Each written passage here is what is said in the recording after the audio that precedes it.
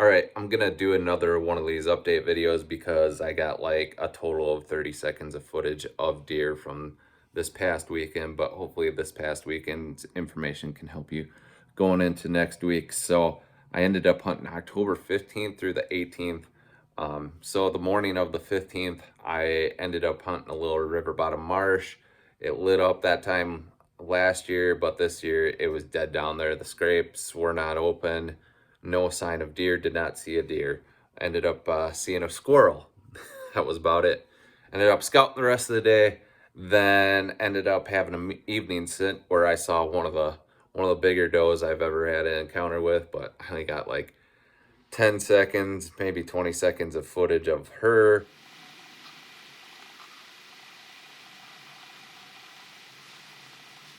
On the morning of the 16th, I ended up trying to do a morning hunt, but the brakes on my truck decided to start to grind so really bad. So we needed to replace the brakes on that. Thanks to my stepdad Dan for helping me replace uh, those brakes. Ended up sneaking out for evening scout. Ended up cutting a pretty solid track, good three-finger track. Ended up working that field edge and following that track, and ended up getting eyes on that buck. And he was a solid 2.5-year-old buck. He was feeding in a little alfalfa bottom. Unfortunately, I just had my cell phone with, so the only footage you'll get to see is that buck on the cell phone camera. I only got my cell phone, guys, but we found a good looking buck right there.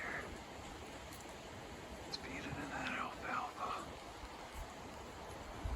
I'm gonna check him out with the binoculars.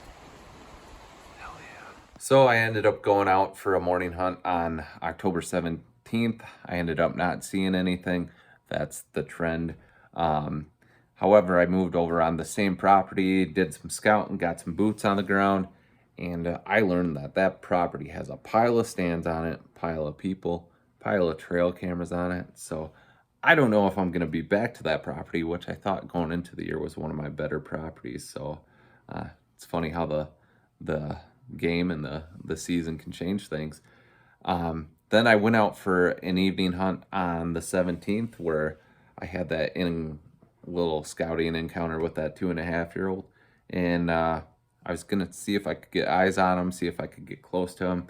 And maybe, hey, if I were pumped up in the moment, maybe I would have let the broadhead eat. But once again, I did not see him, or I did not see another deer. On the morning of the 18th of October, ended up going to one of my spots where my trail cameras historically light up. It's just this long ridge with a big scrape on it.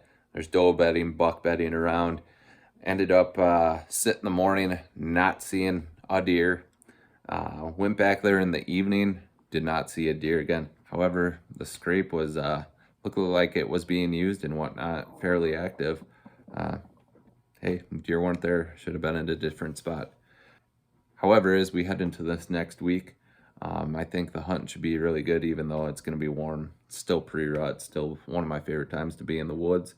I got 9 or 10 days straight coming up, so hopefully we can get some action for you guys. I did a little glass emission this morning / driving around. Ended up seeing a lot more farmers start to cut corn.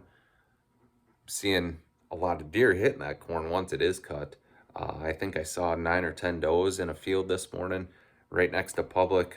Farmer just cut that field, I think, a couple days ago. So should be good. Should be a fun time in the woods. You guys have some fun out there. It's a great time of year to be in the woods.